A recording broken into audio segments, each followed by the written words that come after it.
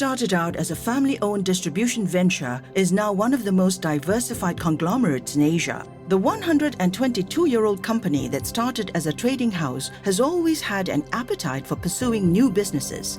Jebsen and Jessen Southeast Asia, of the cornerstones of the Jebsen and Jessen family enterprise, continues the tradition as it holds a portfolio that consists of 7 main business units involved in cable technology, ingredients, life sciences, materials handling, offshore, packaging and technology, distribution, manufacturing and engineering activities.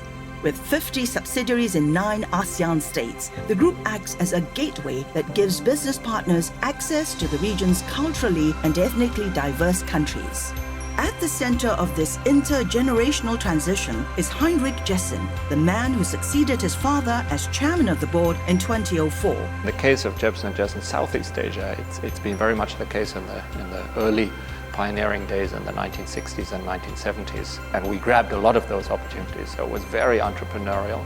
A lot of what we do today is the end result of having grabbed those opportunities early on. With his expert knowledge of the company's network of activities, it's hard to believe that this man initially sought greener pastures elsewhere.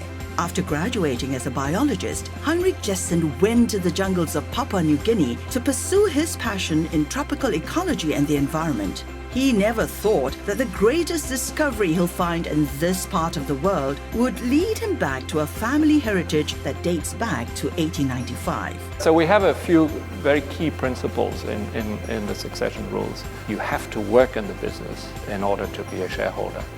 And I think the effect of that is that you have shareholders that are truly committed to the business. They have skin in the game. Mr. Jessen's love for nature goes beyond his affair with the jungle. He instituted a company-wide environment, health and safety program in 1995, long before the carbon neutrality program. In 2007, Mr. Jessen planted the idea of reducing net greenhouse gas emissions to zero, a move that's uncharacteristic in their industry. In 2011, Jebsen and Jessen Southeast Asia went carbon neutral, including the solar power investment in Singapore's crane factory. When you up the standards, when you go a little bit beyond what's legally required, sometimes it means you pay the entry ticket for everybody else. But it also can sometimes give you a first mover advantage. So we've given up agencies, distribution agencies that we had in the past of products that were restricted or even banned in other parts of the world, but not in Southeast Asia, but we decided to ban them ourselves and then to start promoting alternative products. Jebsen and Jessen Southeast Asia may be founded by men of Danish and German descent, but its heart and soul is truly ASEAN. The company maintains headquarters in the region's capital cities. As an ASEAN advocate, Mr. Jessen signed major partnership agreements in Myanmar, Cambodia, Indonesia and Thailand. One significant partnership was made in 2011 when the group entered a 50-50 joint venture with Serge Pan and Associates to form JJ Pan. He leads, he directs, he doesn't manage. He gives people an aspiration to bring out the best in themselves.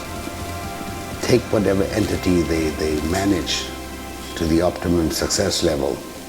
And that's his biggest quality.